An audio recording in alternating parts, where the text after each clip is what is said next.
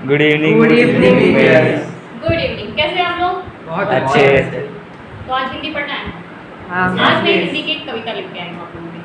तो उस कविता को शुरू करने से पहले मैं कुछ सवाल करती हूँ। मुझे आप लोग बताइए कि आप लोग जब तकलीफ में होते हैं या दुखी होते हैं तो आप किसके पास जाते हैं, किसका सहारा लेते हैं? मित्र। मित्रों का सहारा लेते हैं, परिवार का। ओके, और कोई? किताब। अच्छा, हाँ, किताबों का सहारा लेते हैं हम लोग। यानी जब हमें कोई रिश्तेदार या मित्र पसंद नहीं आते हैं उस वक्त हम किताबों का सहारा लेते हैं। तो आज हमारी कविता किताबें। हमारी कविता का नाम क्या है? किताबें। तो लिखते हैं हम लोग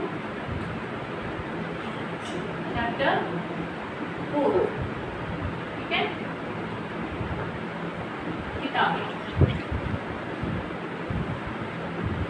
देख सकते हैं किताबें, ये कौन सा वचन है बता सकते हैं आप लोग?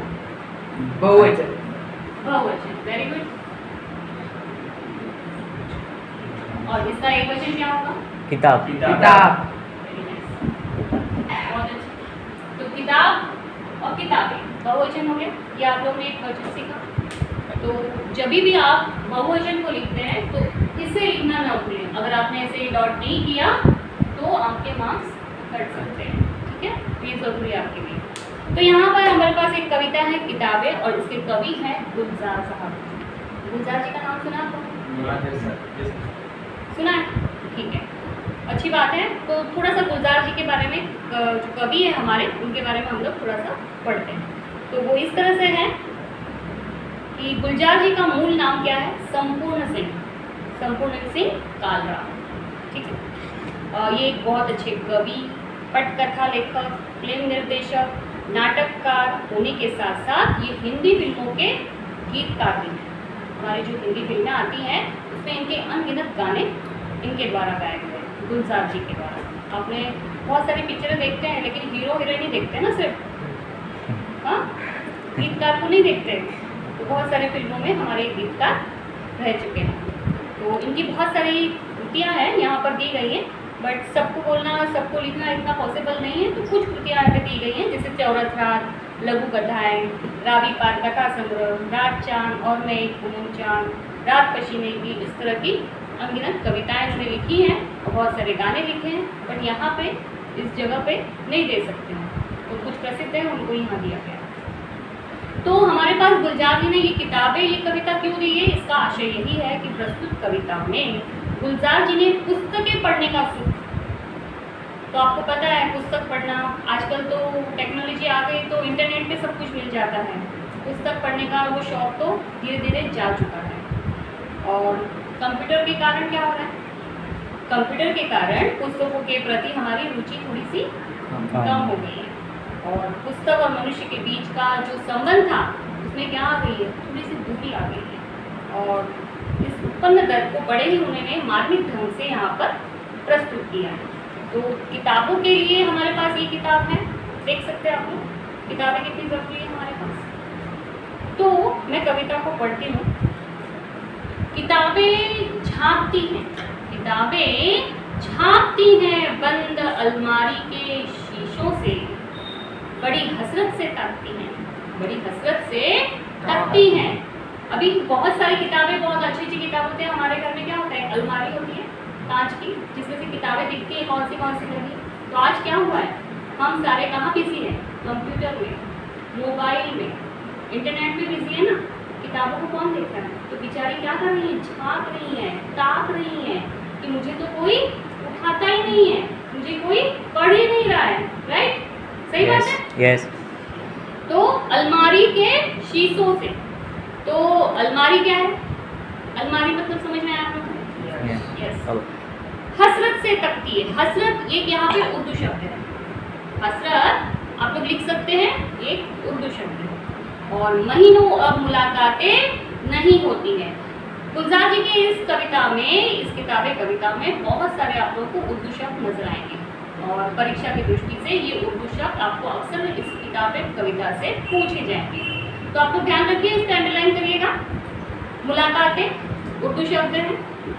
वो जो शामें उनकी सोबत में कटा करती थी, अब अक्सर सोबत उनके साथ की के साथ, किताबों के साथ वो शामिल, हम शाम को बैठकर किताबों के साथ उसे पढ़ा करते थे, वो अब कहाँ है? वो है नहीं है। अगला पैरा देखते हैं। गुजर जाती है कंप्यूटर के पर्दों पर। आज हमारा टाइम कहाँ जा रहा है? सारा कंप्यूटर के स्क्रीन पर जा रहा है ना?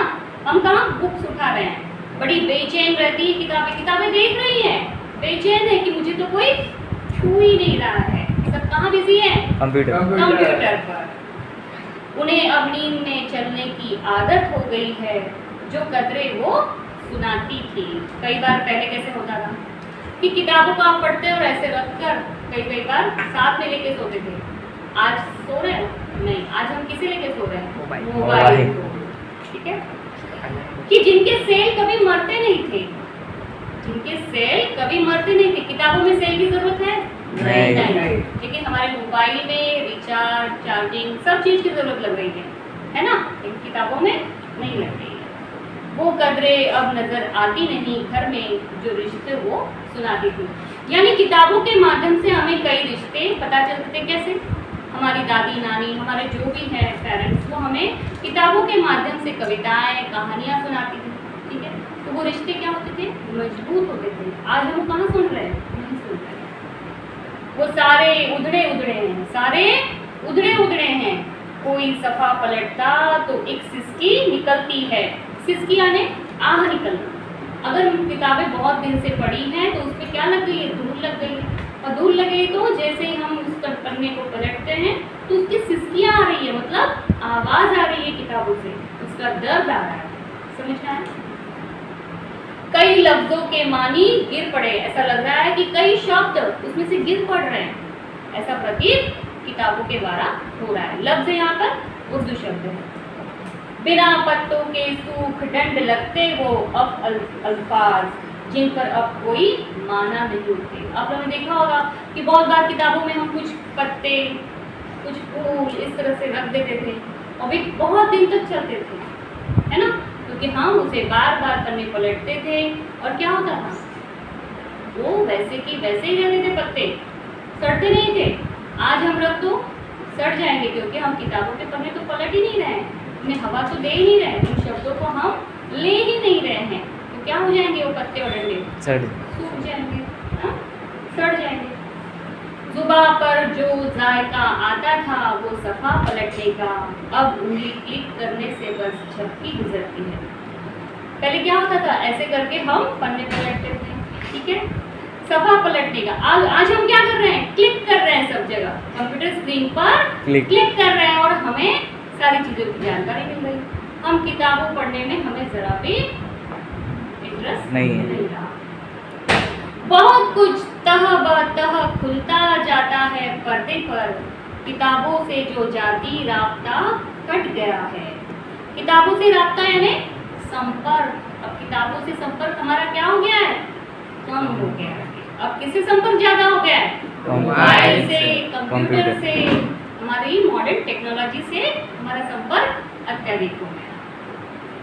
कभी सीने पे रख के लेट जाते थे, कभी गोदी में लेती थी। जमाना था, किताबें कहती हैं कि कभी मुझे कोई सीने में रखकर लेट जाता था, कभी गोदी में प्यार से रख लेता था। आज क्या है? अलमारियों में किताबें झांक रही हैं, ताक रही हैं। कोई गोदी में ले ही नहीं रहा है, कोई सीने से लगा ही नहीं रहा है। कभी घुटनों को अपने रिहल की सूरत बनाकर नीम सजदे में पढ़ा करते, छूते थे ज़बी से वो सारा इल्म तो मिलता रहेगा आइंदा भी। कहने का तात्पर्य, रिहल मतलब जिसमें किताबें इस तरह से रखी जाती हैं, ठीक है, और उसे पढ़ा करते थे। मगर वो जो किताबों में मिला करते थे सूखे फूल और महके हुए रुके, यानी बहुत पहले क्या होता था कि गुलाब की पत्तियाँ, पीपल की पत्तियाँ, बहुत सारी पत्तियाँ हम रखते थे, नीम की पत्तियाँ, और जब खोलो तो सुगंध आती थी। आज किताबों में ऐसा नहीं हो रहा है, क्योंकि कोई रख ही नहीं रहा है, किताबें पढ़ ही नहीं रहा है, तो पत्ते रखोगे कहाँ पे, है ना? तो किताबें गिरने उठाने के बहाने रिश्ते बनते थे। कहने का तात्पर्य, कई बार देखा होगा आपने, लड़का लड़की जब टकराते हैं तो किताबें नीचे गिरती है। फिल्मों में देखा है ना? देखा है कि नहीं? हाँ। तो किताबें गिरने उठाने के बहाने क्या होता था, रिश्ते बनते थे। उनका क्या होगा, वो कैसे बनेंगे अब रिश्ते? तो अब रिश्ते कहाँ बन रहे हैं, ऑनलाइन बन रहे हैं, वो शायद अब नहीं होंगे। तो आप लोग ये कविता समझ में आई? Yes.